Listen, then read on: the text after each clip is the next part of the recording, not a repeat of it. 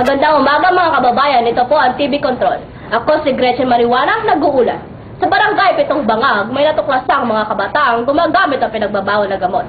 Sa pagsisiyasat ng ating mga lingkod, napag-alaman sila isang 10 taong gulang hanggang 5 taong gulang lamang. Narito si Janet Chongke, nag-uulat. Gretchen, kasalukuyang naghahanda po kami para sa gagawing raid ng NBR at nandito po sa aking likuran si Superintendent Rolly Vergara. Ano po ang gagawin ninyo sa loob?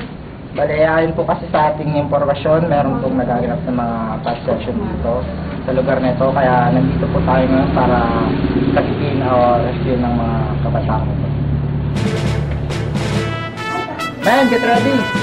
Ayan na po at naghahanda na po sila. Tayo na po para sundan ang gagawin nila.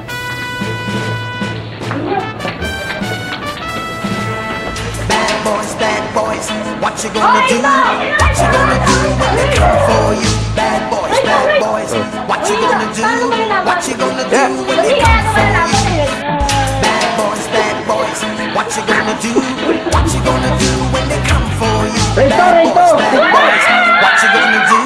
What you gonna do when they come for you? Go! Sir, ano po bang gagawin niyo sa kanila? Bale, dahil sa mga minor de edad dito, yung mga taga-DSWD na lang muna bahala. Narito po tayo ngayon sa DSWD, Department of Social Welfare para sa mga bata. At interviewin po natin si Ma'am Cecilia. Ma'am, ano po bang gagawin natin sa mga bata? Opo, sa kasalukuyan po ngayon, hinahanap na po ang kanilang mga magulang para malaman po natin kung ano po kung ano pong dahilan at naging pariwara po ang mga batang ito.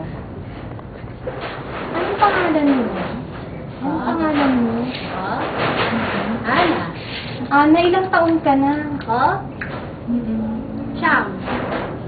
At taga saan ka? Diyan lang sa Pharmacia. Ana. Sila po. Yan ka.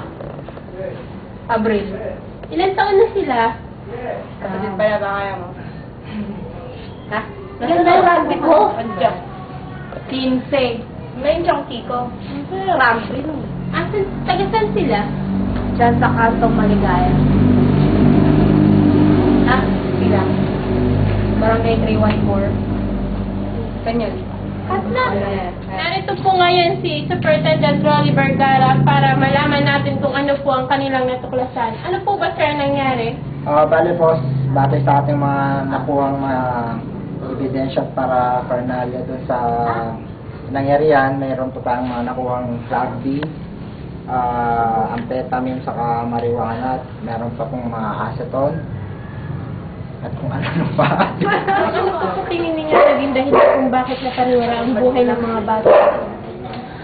Ayon sa aming pagsisiyasat, napag-alaman mo namin na meron din pala silang kanilang mga problema. Gaya nitong si Ana Mata, nakabayaan siya ng kanyang mga magulang. Dahilan na rin sa ang kanyang ama ay isang lasinggero at lagi rin siyang nabubugbog. Kaya napilitan siyang lumayas sa kanila. At ito naman si Bianca Palanggana, ang kanyang mga magulang ay nasa Amerika at dahil sa walang naggagabay sa kanya, napariwara siya. At si Abril Lata naman, na-rape siya ng kanyang tiyuhin na isang lasinggero din. Ganun po ba? Maraming salamat po. Ito lang. Ito po si Janet Chongke, nag-uulat. Back to you, Gretchen.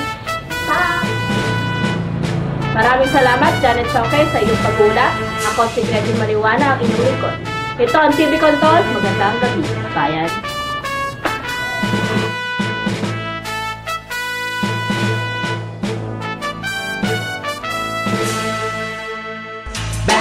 Bad boys, what you gonna do? What you gonna do when they come for you? Bad boys, what you gonna do?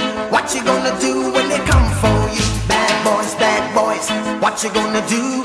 What you gonna do when they come for you? Bad boys, what you gonna do? What you gonna do